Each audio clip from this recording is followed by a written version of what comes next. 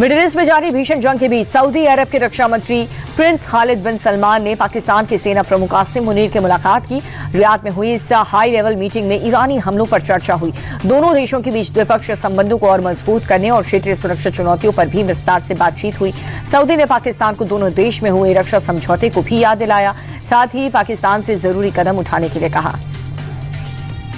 बंगाल के सिलीगुड़ी पहुंची राष्ट्रपति द्रौपदी मुर्मू की अगवानी के लिए न तो मुख्यमंत्री ममता बनर्जी पहुंची और न ही उनका कोई मंत्री पहुंचा। राष्ट्रपति के कार्यक्रम में भी सरकार का कोई नुमाइंदा नहीं आया, जबकि प्रोटोकॉल के हिसाब से सीएम या फिर किसी मंत्री का होना बहुत जरूरी होता है। और इस पर राष्ट्रपति ने नाराजगी जताते हुए कहा कि ममता बनर्जी मुझे बंगाल नहीं आने देती, शायद मेरी छोटी बहन किसी बात से मुझसे नाराज हो चुकी हैं।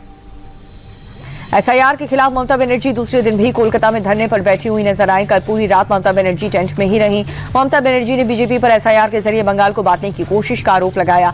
ममता का कहना यह है कि चुनाव आयोग बीजेपी के इशारे पर काम कर रहा है और साजिश के तहत बंगाली मानुष का नाम वोटर लिस्ट से हटाया जा रहा है। ममता ने एलपीजी गैस के दाम बढ़ाने पर भी केंद्र सरकार को घेरा है। अमित शाह ने कांग्रेस और उसके सहयोगी दलों पर तुष्टीकरण की राजनीति करने का आरोप लगाया। हरिद्वार पहुंचे अमित शाह ने कहा कि कांग्रेस की पूरी ऊर्जा घुसपैठियों को बचाने में लगी हुई है। राहुल बाबा को जितना विरोध करना है कर लें, लेकिन हम चुन चुनकर घुसपैठियों को देश से निकालेंगे। अमित शाह ने कहा कि एसआईआर वोटर लिस्ट का शुद्धिकरण है, लेकिन विपक्ष इस पर भ्रम फैलाने का काम कर रहा है। नीतीश कुमार के राज्यसभा जाने पर विपक्ष हमलावर है। आरजेडी नेता राबड़ी देवी ने कहा कि नीतीश कुमार की बुद्धि भ्रष्ट हो चुकी है। बीजेपी उन्हें बिहार से भगा रही है, उन्हें बिहार की नहीं छोड़ना चाहिए। नीतीश कुमार के बेटे निशांत कुमार की ऑफिशियल पॉलिटिकल एंट्री कल होने वाली है। आज सुबह जेडीयू के कार्यकारी अध्यक्ष संजय झा के घर पर निशांत के पार्टी के सीनियर और युवा नेताओं के साथ मीटिंग हुई। पार्टी की आगे की रणनीति को लेकर के विस्तार से चर्चा हुई और कल नीतीश ने विधायक सांसदों के साथ बैठक की थी। इसी मीटिंग में तय हो गया था कि 8 मार्च यानी कि कल निशांत को पार्टी में शामिल किया जाएगा। महंगाई और विदेश नीति को लेकर के समाजवादी पार्टी के प्रमुख अखिलेश यादव ने केंद्र सरकार को निशाना बनाया। लखनऊ में प्रेस कॉन्फ्रेंस करके अखिलेश ने बीजेपी सरकार पर लगातार महंगाई बढ़ाने का आरोप लगाया। उन्होंने कहा कि महंगाई तभी घटेगी जब बीजेपी सत्ता से बाहर जाएगी।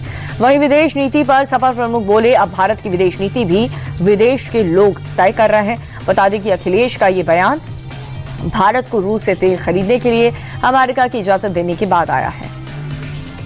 तमिलनाडु में विधानसभा चुनाव के लिए डीएमके कांग्रेस में सीट बंटवारे पर मुहर लगाई है। डीएमके ने कांग्रेस को 28 सीट दी है। इसके अलावा एक राज्यसभा सीट भी दी है। ये फैसला मुख्यमंत्री एमके स्टालिन और तमिलनाडु कांग्रेस कमेटी के अध्यक्ष के बीच हुई बैठक में लिया गया। पार्टी सूत्रों के मुताबिक सीट शेयरिंग को लेकर के कांग्रेस और डीएमके का गठबंधन टूटने की कगार पर पहुंच गया, लेकिन पी चिदम्बरम ने स्टालिन से मुलाकात की और लंबी बातचीत के बाद बात बन गई।